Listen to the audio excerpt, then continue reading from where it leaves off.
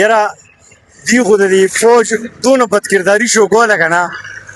خو د دې زه تاسو ته یو خبره وکړم چې وتعز من تشاء وتذل من تشاء عزت او ذلت د چا په لاس کې د الله په لاس کې دی آرمی چیف د پاکستان نه د دنیا آرمی چیف شو د دنیا فیلډ مارشل شو الحمدلله الحمدلله دوه داسې ملکونه چې هغې دنیا ته باید ورته بوتلله او هغې کې د امن کردار ادا کو وزیر اعظم شهباز شریف صاحب د دوی ټیم او د آرمی چیف کوم چې دا محنت شو کوم د محنت رنګ راوړو نن دنیا حیرانه ده او دا لونډې لپاره قسم په خدای که نه عرب خان صاحب نن سهار ډیمې ته ورغلم لږ کار مې و په ټیمې کې داسې ضعیفه کسان که نه چې خپل لاسونه یې کار نه کو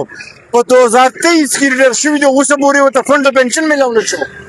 د 400 د ټیمې دا حال دی او زه حیران دیم شکور صاحب ته خو لیبر منسټر یې ستا په علاقه کې ستا په حلقه کې دا حال دی د لیبر چې ریټر شوي دي خدمت یې کړی د قوم صفایان یې کړي دي منډې ترړې والي دي او نن د هغې دا حالات دي چې د 2023 نه د 2026 په نیم کال وشو او فنډ ورته نه میلاویږي پنشن ورته نه میلاویږي پنشن سیوا کېږي نه دا حالت دی د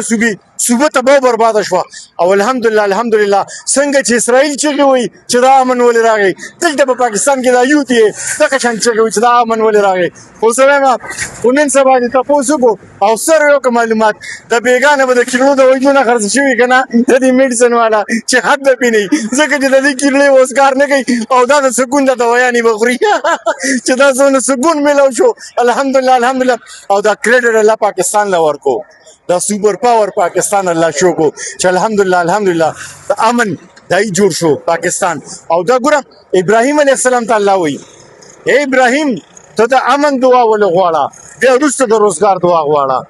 نو الحمدلله الحمدلله الله تعالی امن خوښوي او په دنیا کې چې نن دا کم امن راغی او دا کم پرچار شو او زمونږ د فیلډ مارشل سید آصف منیر دا ښکلې سپایتکاره ده او بیا د دې نه علاوه د شهباز شریف